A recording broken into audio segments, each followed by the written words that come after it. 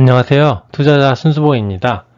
모두들 연말 행사에 바쁘시죠? 저도 오랜만에 영상으로 찾아봤습니다. 네, 부동산, 특히 아파트는 요즘 같은 연말이 굉장히 비수기입니다. 사람들이 집 보러 잘 안 다니고 보여주는 사람들도 바쁘다 보니 자연스럽게 거래량이 줄어드는 경향이 있어요. 그래서 이럴 때 금매를 잡을 수 있는 기회들이 있습니다. 그래서 모두들 시장을 잘 들여다보시고 여력과 계획에 맞게 의사결정 하시기 바랍니다. 오늘은 이제 김포, 부천, 고양시의 덕양구 아파트를 시세 트래킹을 했습니다. 네, 지도에서 보면은 모두 이제 수도권 서부에 모여 있죠. 고양과 부천은 1기 신도시로 공통점이 있고요. 그리고 김포도 한강 신도시라고 불리는 2기 신도시가 있습니다. 또 세 도시 모두 서울과 바로 붙어 있는 특징이 있습니다. 오늘은 이 세 도시의 전체 단지를 쭉 시세를 보면서 투자금이 어느 정도 적게 들어가는 단지를 뽑아왔습니다. 네, 이렇게 30평대 3개, 20평대 3개를 뽑아왔습니다. 전체적으로 평균 1억 초중반의 투자금이 들어갑니다. 더 적게 들어가는 단지들도 많이 있는데 선호도 측면에서 낮다고 생각되는 것들이 많아서 가져오진 않았습니다. 그래서 일단 제가 어떻게 단지를 뽑는지 말씀을 드리면, 이렇게 네이버 지도에서 아파트를 전부 다 클릭해서 캡처를 합니다. 시세 트래킹 하려고 하는 지역의 모든 단지들을 캡처하고요. 그렇게 되면은 이제 매매와 전세 최저가가 이렇게 표시가 되고요. 매물의 개수와 전세 매물의 개수도 체크를 합니다. 오늘 26일에 트래킹한 지역과 한 달 전 같은 지역을 트래킹했던 자료를 보면서 매매가, 전세가 증감을 체크하고 전체 지도를 이렇게 훑어보면서 선호되는 단지들 중 가격적으로 싸게 형성된 단지를 제가 골라오는 겁니다. 네, 그렇게 뽑아온 단지가 이제 평형별로 3개씩 총 6개의 단지입니다. 매번 영상과 마찬가지로 또 수도권에서는 강남 접근성을 기준으로 교통 입지를 생각합니다. 모두 출퇴근 시간대를 기준으로 조회한 시간이고요. 1호선 라인의 반달극동을 제외하고는 모두 1시간이 넘게 걸립니다. 아무래도 수도권 가장 서부 권역에 있는 도시들이기 때문이라고 생각을 합니다.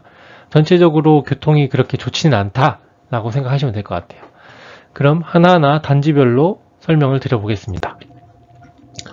먼저 30평대를 보겠습니다.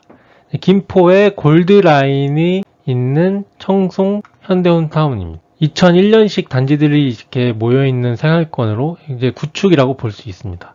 한강 신도시는 골드라인을 따라서 생활권이 형성되어 있고 대부분의 연식이 좋아요. 약간 준신축 이상 신축이기 때문에 2001년식이면 좀 오래된 구축에 속한다 라고 보실 수 있을 것 같습니다.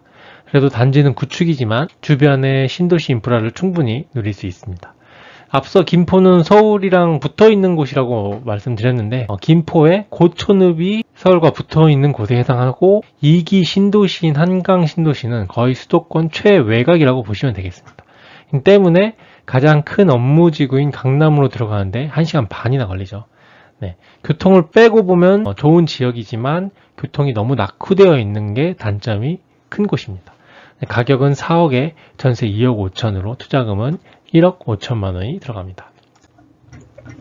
다음은 1기 신도시 부천입니다. 중동이고 7호선 신중동역 아래쪽에 있는 단지입니다. 전체적으로 지하철 주변은 이렇게 상권이고요. 그 다음 공원이 있고 안쪽에 단지들과 이렇게 학교들이 모여 있습니다. 1기 신도시라 안정된 인프라가 장점이지만 단지들의 연식이 오래된 것이 단점입니다. 미리네 마을이 중동에서 가장 선호되는 생활권이라고 저는 생각을 합니다. 이제 바로 그 옆에 있는 그린타운 우성 2차를 제가 뽑아온 거고요. 여기에 보이면 최저가가 5억인데 1층이 5억이고 제가 가져온 5억 8천은 중층 가격입니다. 그래서 전세는 4억 3천으로 투자금은 1억 5천 정도 들어가는 상태입니다. 김포와 부천은 가격이 다르지만 투자금이 지금 현재 같은 상태죠. 1억 5천으로.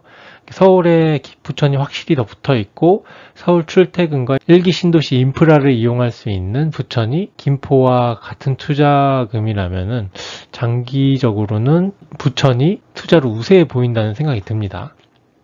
다음은 덕양구입니다. 경의중앙선 행신역 근처의 무원마을 9단지입니다. 이제 상권이 가운데 잘 형성되어 있고 전형적인 일기 신도시 택지의 형태를 띄우고 있습니다. 부천과 거의 비슷하다고 보시면 될 것 같아요. 상권의 규모와 밀집도는 부천이 더 높습니다. 행신동에서는 무원마을이 전체적으로 선호도가 높은 단지입니다. 대부분 중대형 평형을 이루고 있어서 쾌적도와 거주민의 수준이 좋은 곳이 무원마을입니다. 단점은 행신역이 이제 경의중앙선이라는 것입니다. 경의중앙선이 지상철이어서 지금 같은 시기에는 추위를 피하기가 좀 어렵고 연착과 너무 긴 배차 간격으로 출퇴근 시간에 정시성 보장이 가끔 좀 흔들리는 곳이죠. 가격은 6억에 전세 4억 7천으로 투자금은 1억 3천만 원 들어간 상태입니다. 37평형으로 방이 4개입니다. 개인적으로는 부천보다 덕양이 좀 더 아이들을 키우기에는 좋은 곳이라고 생각을 합니다. 그래서 30평대 3개 단지 중 하나를 결론을 내보겠습니다. 일단 지도상으로 서울의 중심인 강남이 이쪽에 있어서 보이질 않아요. 서부권이라 동쪽에 위치한 강남까지 거리가 굉장히 멉니다. 특히 김포는 너무 멀어서 지도상으로만 봐도 가치적으로 조금 낮다라는 생각이 들어요. 가격도 제가 뽑은 단지 중에 가장 낮습니다. 투자금 측면에서도 들어가는 돈이 만약에 같다면 결국 덕양구랑 부천으로 좁혀질 것 같습니다. 현재 입지상으로는 저는 덕양이랑 부천은 거의 비슷하다라고 생각을 합니다. 향후 미래가치로는 저는 덕양이 우세할 것으로 생각을 해요. 왜냐하면 이쪽 오른쪽에 3기 신도시인 창릉 신도시가 생기면서 여러모로 이제 환경이 전체적으로 개선될 여지가 있고요. 그리고 가장 중요한 교통. 그러니까 부천과 덕양 둘 다 GTX라는 호재가 존재하죠. 그래서 GTX를 좀 더 자세히 보면은 GTX 노선을 가져왔는데요. 이 노선 기준을 보면은 삼성으로 직통으로 들어가는 A와 이 C 노선이 중요합니다. 강남권으로 바로 들어갈 수 있는 지하철이 중요한데 덕양구의 대곡역에 가까운 이제 무원 구단지가 강남 접근성이 굉장히 좋아지겠죠. 네. 부천의 B 노선은 강남을 바로 들어가지 않습니다. 그렇기 때문에 A와 C 노선이 더 의미가 있고 현재는 부천과 덕양구의 가치가 비슷하다고 생각이 들지만 향후에는 이 GTX로 인해서 입지적인 차이가 일어날 것으로 저는 생각을 합니다.